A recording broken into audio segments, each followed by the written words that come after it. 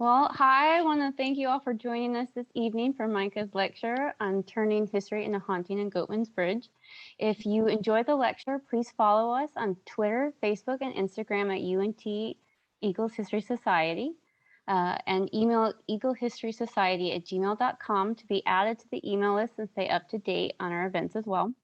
UNT students can also become a member by finding us on OrgSync. And for tonight's lecture, I'd like to begin the festivities by introducing my colleague, Micah Carlson. Micah is a second-year PhD student in history at UNT with a concentration in body, place, and identity. Micah has spent the last 3.5 years studying race and racial violence in Denton County. Her work has saved a one-room African-American schoolhouse built in 1906 and the city of Pilot Point wanted to tear down. She also applied and was approved for Untold Story funding, as well as a Texas State Historical Marker for the St. John's community, a group of freedmen and women which settled in Pilot Point in the early 1880s. She's an advocate for the care and chronicle of the lives of those interred at St. John's Cemetery, an early and active participant in Denton County's project with the Equal Justice Initiative to acknowledge and memorialize lynching within the county, and was an active participant in the movement which led to the removal of the Confederate statue on Denton Square. Her lecture tonight is a small part of her larger dissertation project. And just so everyone knows, we are recording. And I'd also like to mention that we are going to hold all questions towards the end. So Micah, I will give you the floor. Thank you so much, Julia. And thank you everybody for being here. I'm sure there are a lot of friends and friends I haven't met out there. And so I guess we'll just jump right in. Hold on, I have goofed up. Let's see, how do I share screen? There we go. Maybe I just click it. Okay. So how do I do this? All right, sorry everybody. I guess, 20 months into the pandemic, I'm still kind of learning Zoom. I apologize. So turning history into haunting on Goatman's Bridge. That's the title that I chose for today. Julia had asked me to speak with the Eagle Society about the history of the Goatman's Bridge. And so with no further ado, I want to start with, let's see, the land acknowledgement. Acknowledging the land is an indigenous protocol, and it is important to note that the University of North Texas is located on the unceded territory of the Wichita and Caddo affiliated tribes. It is important to study the long processes that have brought us all to reside on this land and to seek to better understand our places within these histories. Well, I guess I have to click. Okay, so Denton County was formed in 1846. And starting in 1851, a town called Alton was the county seat. And it was the county seat until about 1857, when Denton was selected to be the permanent county seat. It was selected in 1856 in November, and then lots went up for sale in Denton on January 10th, 1857. So that kind of places us with the Old Alton Bridge, or Old Alton Bridge, which is the official name of Goatman's Bridge. In 1882, the Denton County Commissioner's Court approved a bridge project. It was intended to fund the construction of 8 bridges across the county. And so in order to do that, they took $10,000 from the county's permanent school fund to fund the construction of these 8 bridges. That school fund was designated for public education, but as of 1882, actually as of 1883, there were no public schools in Denton. And so there were only private schools, and they received some of the funding from the general fund. So when they took the funds from the permanent school fund, they were not funding any schools yet at that time. They were only funding bridges. So by 1910, there had been 10 Pratt through truss bridges that were installed in Denton County. And one of those is the Old Alton Bridge. On August 20th, 1884, the Commissioner's Court approved the site for the Old Alton Bridge. And if you look here on this slide, down towards the bottom left corner, you can see the site. It's in a black circle, and there's a dot in the center. The bridge spans over Hickory Creek, and it was built from a kit that was purchased from King Iron Bridge and Manufacturing Company out of Cleveland. So the county purchased the kit, and then it was assembled here across Hickory Creek, which is a tributary of the Trinity River. It was completed in 1884. And their goal was to try and keep Alton alive, the town that had been the county seat prior. Pardon me. And so they elected to build this bridge along what was a major thoroughfare between Denton and Dallas, but the bridge was constructed out in Alton to try and help this town that was dying survive. And the result was that Alton didn't actually survive, but Denton had greater connectivity to Dallas. The bridge was originally built for horse traffic, but it transitioned to car traffic as the technology of transportation shifted. You had to honk your horn if you wanted to cross the bridge, so it was only one lane. So a car would sit on one side, and then before crossing the bridge, they would honk their horn so that anybody coming the other direction would know to hold off while they passed, while they went across the bridge, and vice versa. And it was important to have your headlights on so that other vehicles could see you crossing the bridge and not have a head-on collision along this bridge. In 2001, the route that the Old Alton Bridge completed across Hickory Creek was then serviced by another bridge that was new construction. And so it was closed to traffic, car traffic, but open to pedestrian traffic. And it's now part of a hiking trail. And so you can walk across it and you can access it. So this brings us to the story of the Goatman.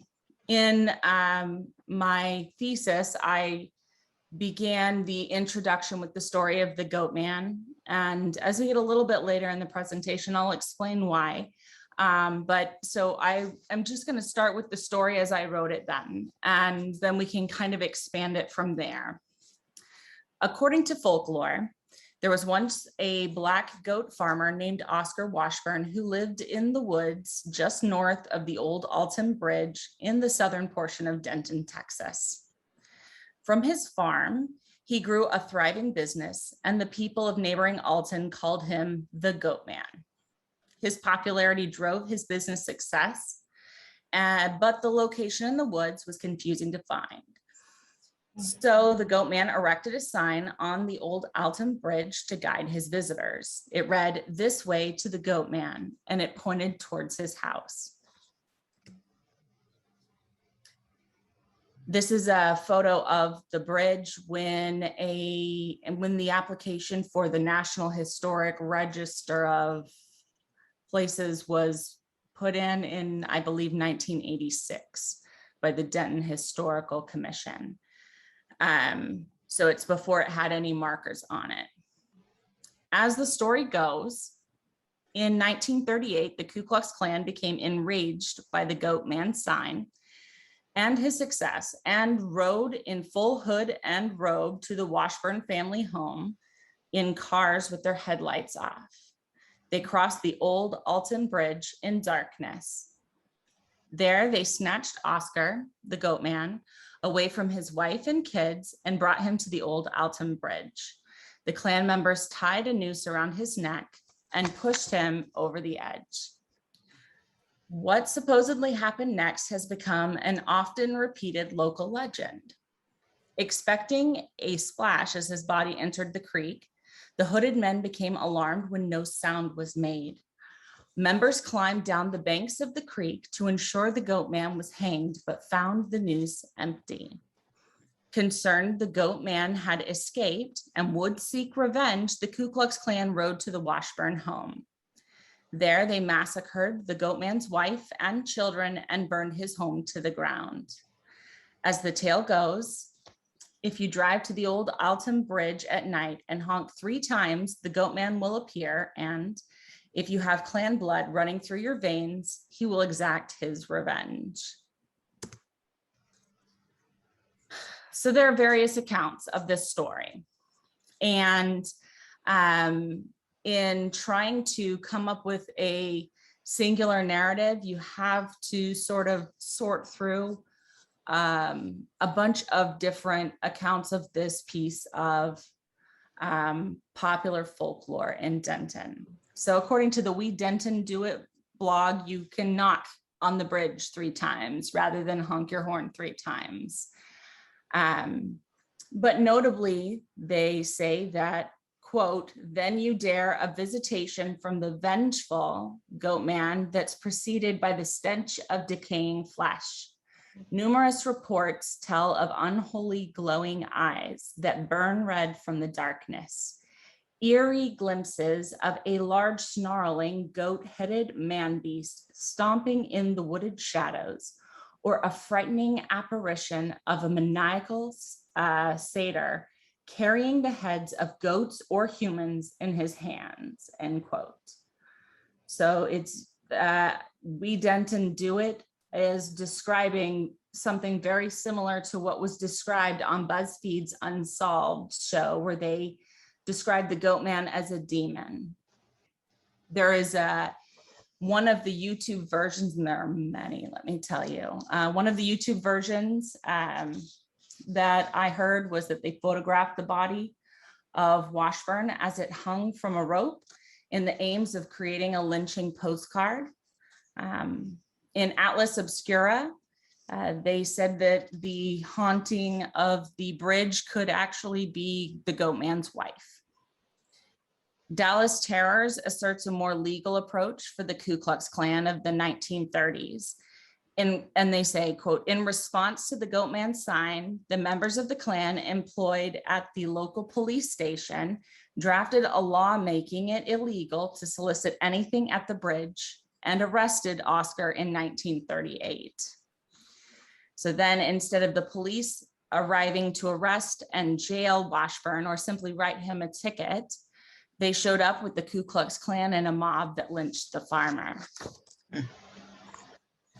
Also in Dallas Terrors, they described the Goatman as standing 8 feet tall with the chest and arms of a man, the hindquarters and hooved feet of a goat, and a frightening goat's head, complete with huge curled horns and glowing eyes. They say that the Goatman's Bridge provides a gateway into hell, and that visitors at 3 a.m. have seen fire and brimstone. And then also Dallas Terrors states, and this is another claim that BuzzFeed's Unsolved kind of hooked into, that the bridge is also haunted by a woman. According to Dallas Terrors, she's allegedly crying because the Goatman stole the young woman's baby. And when she found out, she threw herself from the bridge. In Legends of America, they point out that if you visit on Halloween and honk your car horn twice, you'll be able to see the Goatman's glowing eyes. Until 2017, the Dark Path Hunt used to run a haunted trail at Goatman's Bridge. But in their description of the story of the Goatman, they removed all racial references to the Goatman. So his race becomes unclear. And they also refer to the Ku Klux Klan as, quote, a group of jealous men, end quote. This story has received play from the Travel Channel, from CBS Dallas, the Austin American-Statesman, NBC DFW, BuzzFeed's Unsolved, and about like 50 YouTube channels or more. So it is widespread. But there are historical problems with the story, right? So the first is that the first reference to any Goatman in available Denton County publications is in 1939, a year after the Goatman was allegedly killed. And it's in the Denton Record Chronicle, where they are telling a story about a goat rancher in Mexico. And there are a few commonalities in the story that they're telling. There's a driving, they're talking about a ferry. They refer to the individual as a goat man multiple times, and they talk about going back to Texas. But there is no reference to a goat man who lives on the banks of Hickory Creek or north of the bridge, the Old Alton Bridge, who was killed by the Ku Klux Klan the previous year. And then after this 1939 reference, the next reference that's available is in 1992. So we've got a pretty big span there, nearly 60 years. And it is in the North Texas Daily. And it's under, if you look on this image here, you'll see it under OTAs. And they put 1217 West Oak, ESFM, Goatman's Bridge, $4.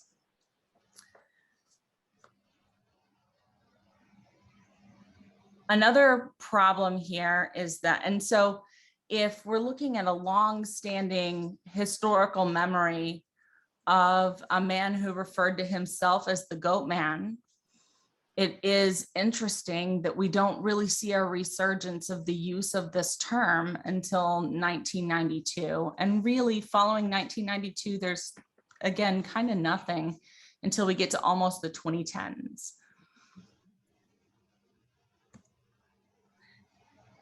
The other problem is that there is not an Oscar Washburn that is a Black goat farmer. In fact, there is no evidence of a Black man named Oscar Washburn who lives in Denton County at any point. But there is an Oscar Washburn. He was a white man who lived in the Pilot Point area, and he was killed by his brother-in-law in 1917. So just sort of an interesting coincidence here. We've got a name that has a real connection to someone who was killed, who was murdered, but it is far from the location we're talking about. And it is a white individual rather than a Black individual. And there's no reference to goats about this Oscar Washburn that I can find. And I don't see that anyone has found any historical connection here. So that's some of the problem. You know, there are problems with various parts of the story as they're told by others. You know, one of the problems is that they're talking about creating postcards of a lynching in 1938. And really at that point, the practice of lynching had gone underground and was in a transformatory, like a transformation process. It was changing into its more modern form. And so postcards weren't made because they would draw the attention of, you know, the federal government and the state government. And there was a great fear on behalf of counties and municipalities that if you had a lynching that was known publicly, that there would be, you know, a financial financial problem from the federal government or the state government, or that there would be charges pressed by either of those entities. So it was generally hidden by this point. So that is probably not a fair historical representation. And then we have also there is a they talk about the Ku Klux Klan making it illegal to solicit anything on the bridge because they work for the police station, and obviously that's problematic because the police station does not in fact pass laws. And also the various incarnations of the story seem to remove some of the description of the Ku Klux Klan, up to and including the description by the Dark Path Haunt, where they simply refer to them as a group of jealous men. So we have a lot of different pieces here. We've got this story that's widespread, that is local lore, and that many of us, in fact, I'm sure I could even look at the polling, but many of us have heard before and have heard some variation of. And yet all of the variations just simply don't have what we would consider to be good factual evidence of their existence. So what do we do, right? What are the historical truths? What is the point of this story, the story of Goatman's Bridge? What's the point to us as historians? So we're looking for the truth inside of it. What is this telling us? What does the story of the Goatman tell us? So Edmund Franklin Bates, on behalf of the United Confederate Veterans in Denton County, wrote a book called The History and Reminiscences of Denton County in 1919. Well, it was published by Magnitsky, I think, in 1919. But therein he writes this quote. It says, 52 years have passed and courthouses, churches, and schools abound. So he's talking a lot about modernity and all of the things they've accomplished. And that makes me think a lot about this bridge and the pride that the people in Denton County have in this iron bridge. But back to this quote by Bates, it says, the people have made rapid progress in every other line, but the Negro question is still unsettled in the matter of crimes against white women. Lynchings are of frequent occurrence, and the wild passions of men seemingly cannot be controlled either in the North or South when these horrible crimes are committed. And then he rounds out the paragraph by stating, Denton County has never yet burned a man at the stake. And this is a point of pride, it seems like, for Bates. He goes on in another section of the book to discuss how the neighboring counties had not been so reserved in their lynching treatment of Black men. And in this, he's showing us something about the culture of white men in Denton County in 1919. He's explaining something to us about how frequent lynchings are and how frequent racial violence is and how normalized it is in Denton County. And so there are unacknowledged acts of racial violence in Denton County and across North Texas.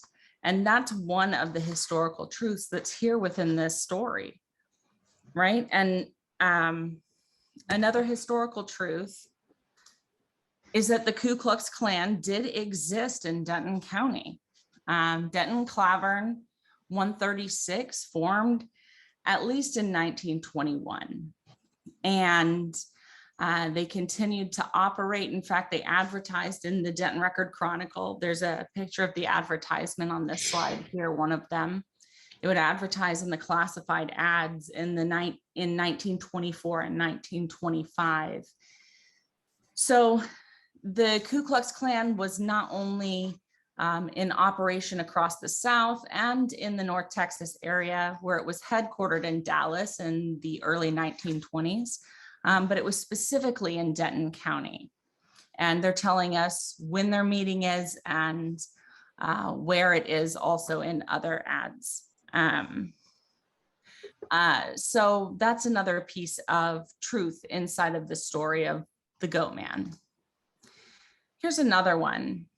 In April of 1922, the Denton Morning News wrote an article here, and I've typed out some of it because I know that it's a little bit difficult to read, but it says, Denton man witnesses Ku Klux initiation. Quote, Knights of the Ku Klux Klan held initiation ceremonies last night from 8 to 11 o'clock near the new steel bridge over Elm Creek on the Denton-Sherman Highway, and which is not yet open to traffic. Between 25 and 30 candidates were initiated. So we know from this record in the newspaper that the Ku Klux Klan also did perform at least initiation ceremonies on these large bridges. The bridge they're referring to is the Elm Fork Bridge, which had just been constructed and also is a historic location. It has been relocated, but it was a point of pride for the community as well once it was completed. And prior to it even being open to traffic, the Ku Klux Klan was out on it having an initiation ceremony. So we know that not only did the Ku Klux Klan exist in Denton County, and we know that there are acts of unacknowledged racial violence and that there's a normalizing sentiment that is being expressed by Edmund Franklin Bates, but on behalf of the United Confederate Veterans, which was sort of a who's who of people in power in Denton County at the time. And so they would not have approved of this history of Denton County being published if they took major, if they had major problems with the statements that he made inside of it. So we know that racial violence is at least semi-normalized, that the Ku Klux Klan operates in Denton County, and that they have at least once used one of these large bridges in order to perform an initiation ceremony. And then what else do we know? So this is a memorial beam from the Equal Justice Initiative. The Equal Justice, well, actually it's from the National Lynching Memorial. I can't remember the full name right now. I know there are probably people out there who can, who would know it right offhand, probably sitting here in our Zoom session. But I'm blanking on it right now. Anyhow, it's connected with the Equal Justice Initiative, and it's out in Alabama. And they have one of these beams for each lynching in the United States for these acts of racial terrorism in order to acknowledge them. And there is one beam for 2 men in that bears the name of our county on it. It says Denton County, Texas, and it has 2 unknown men who were lynched on December 14th, 1922. So, and in addition, there are other lynchings that occur in Denton. There's one prior to this in October of 1921. And then there are several before, before the primary era where lynching becomes this really kind of frenzied process. So around the Civil War and in the 1870s and 1880s. But once we enter into the 20th century, lynching in Denton County, like many places, becomes obscured and difficult to research. And this is the product that the two individuals who were lynched on December 14th, 1922, their identities are unknown and remain unknown. So we know that there were lynchings in Denton County that have been historically obscured. We know that the Ku Klux Klan operated in Denton County, and we know that there are unacknowledged acts of racial violence, and that racial violence was normalized by men in power. So in order for the story of the Goatman to spread, people had to believe that it was possible.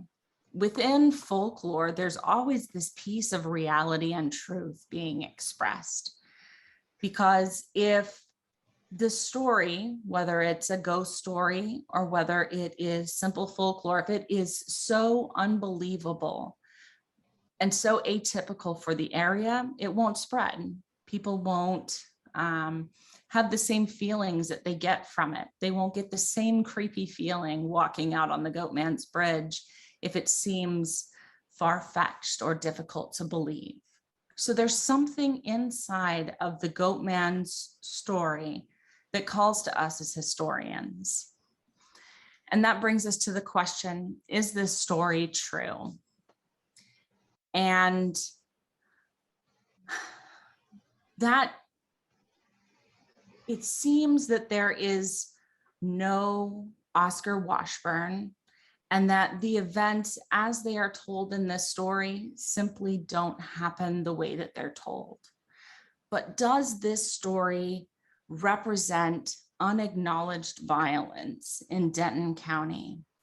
Does it stand in the silence, in the obscured way that racial violence is unacknowledged here? Does it stand in for it? And if so, what work is the story of the Goatman doing? What is it telling us? And what is the purpose of having a ghost story about a bridge? So whether the Goatman is considered a ghost or a demon, the fear when you're standing on Goatman's Bridge is of the Goatman himself, who is allegedly a Black working class goat farmer in the 1930s. And he will do some sort of violent act to people in the present. So my question is, what do these stories of ghosts and demons do to the victims of racial violence? What is happening to Oscar Washburn or whomever it is, whether it's one or many, that he represents? What is being done to these victims of racial violence when they are transformed into the actors of violence in the present?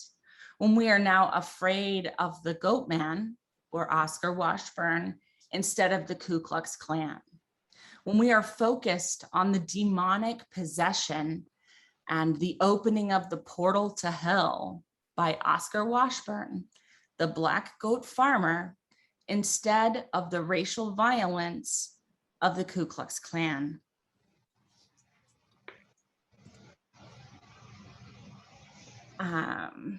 And I think that is what the Goatman story tells us. It tells us that there is unacknowledged racial violence, and in its place, there is a silence. And the way that we deal with that silence is we share stories that dance around the edges. We share stories of the Goatman, and we remove ourselves from a place where we are actually addressing what that racial violence really meant. And so I guess as a close, I want to focus on what it is that this distance this historical distance from racial violence does. If we enter into a space that we know is a place where atrocities have been committed against Black bodies. So let's say we go to a site where there is an Equal Justice Initiative memorial to a lynching. We empathize with the victim. We acknowledge the racial violence, and we work to heal, to change, and we act in the present with the full knowledge of the past. But when we enter into a space that's representing racial violence, but we only interact with the spectacle, with sort of the circus act of creating a ghost or a demon, then we are removing the empathy that is essential to healing and learning from our collective past. And so I have a quote here from Mamie Till that says, "Prejudices can kill, suspicion can destroy, and the thoughtless threatened search for a scapegoat has a fallout all of its own." Thank you. Do you think, there we go. So with that, let's open it up to questions. Micah, do you want to mention something? I'm trying to unshare. Am I unshared now? Hold on, I got participants up. You are unshared. I changed the viewing, so let's do it this way. Great. There we go. Is there anything you want to say before we open it up to questions?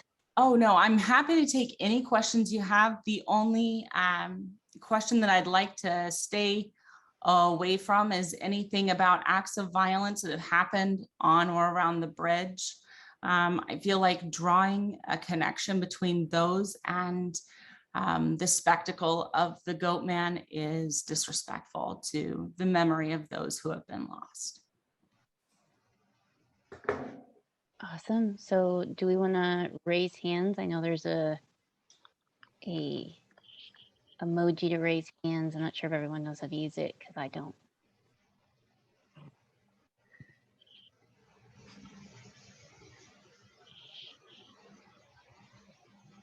Matthew, do you want to, what is your question? I don't know if you can hear me. I'm hoping my audio is working. I can hear you. The dates on the two that were that we have, the two unknowns in 12/14/22, and then you mentioned another one in November of 1921. It being 2021, coming up on 100 years later. Do you know if there's going to be anything to commemorate or to respond to that 100 years later? That's an excellent question, Matthew. No, there is not. I'm still in the process of working with the Equal Justice Initiative to acknowledge that particular lynching. I chronicled it in my master's thesis in the tall grass west of town. But it happened on October 21st, I believe, 1921, maybe October 20th. It just depends on where you call the date line. Both of these lynchings are very similar. And that's why it's a pretty clear argument that a lynching occurred, because there are a lot of, they just talk about it being the same between these two events. But they occur in the middle of the night and they're taken from the jail around 11 o'clock. So the question is, where are you declaring that date, whether it's the 20th or the 21st, the 13th or the 14th in 1922. But no, there is not a memorial set for it. I hope that one day there will be. The site where I believe that it happened is underwater. We probably, in working with the Equal Justice Initiative, would have to look at having a commemoration around the Pilot Point calaboose or the Pilot Point jail.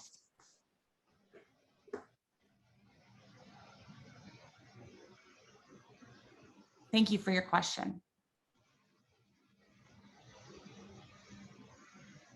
Micah, Yes. Yeah, I'm unmuted. I was involved in celebrating the lives of the two unknowns in Mhm. Pilot Point. I guess it was 2019. They had a celebration of their lives, a big celebration in Pilot Point. There was probably 150 people or 100 people there. It was a beautiful celebration and honoring of those two that died from lynchings. Mhm. Yes, that was the soil collection ceremony, and the Yeah. soil that was collected that day, part of that soil was sent to the National Lynching Memorial out in Alabama, and then part was kept here in this area. But I was there as well, and it was very beautiful. Micah, you also have one in the chat as well. Okay, let's see. The question is, how do these dates tie in with the Quakertown dissolution? Another awesome question. I believe Quakertown is dissolved in 1921. So we really are talking about all of these activities happening at the same time. 1921 is also the same year where the first references to the Denton County Ku Klux Klan occur, and the hints at it occur starting in the summer of 1921 in the Denton Record Chronicle. And because the editor of the Denton Record Chronicle at the time, W.C. Edwards, there we go, ran as the Klan-backed lieutenant candidate for lieutenant governor in 1922. There are certainly some assumptions we can make about statements that are made about the Ku Klux Klan in that newspaper at that time. But yes, I think there's absolutely correlation there. This is part of a larger process that's going on at this time regarding race in Denton County.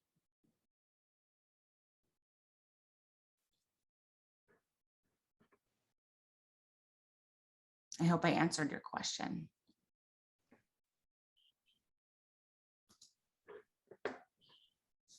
Any other questions?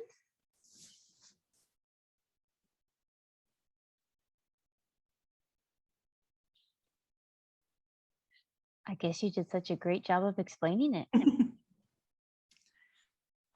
Thank you for having me. course.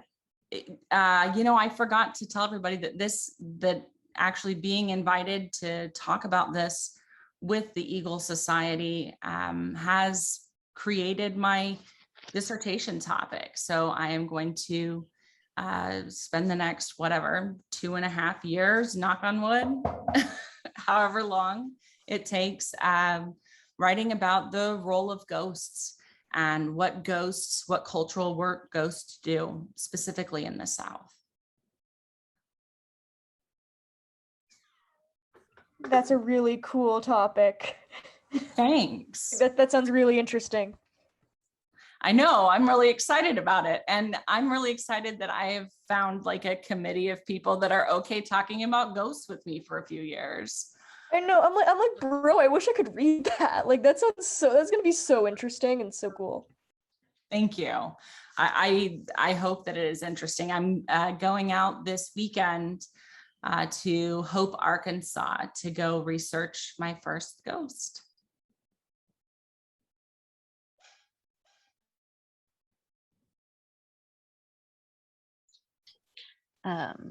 On that, I think I'm going to close it because I've got squeaky toys in the background. So if anybody has any other questions for Micah, you can always email her. If you want to put your email in the chat real quick. And I also want to thank everyone for coming, and thank you, Dr. Phelps, for this idea. Looking forward to everything Micah does and everything that we have planned moving forward. Have a wonderful night, everyone. Thank you all.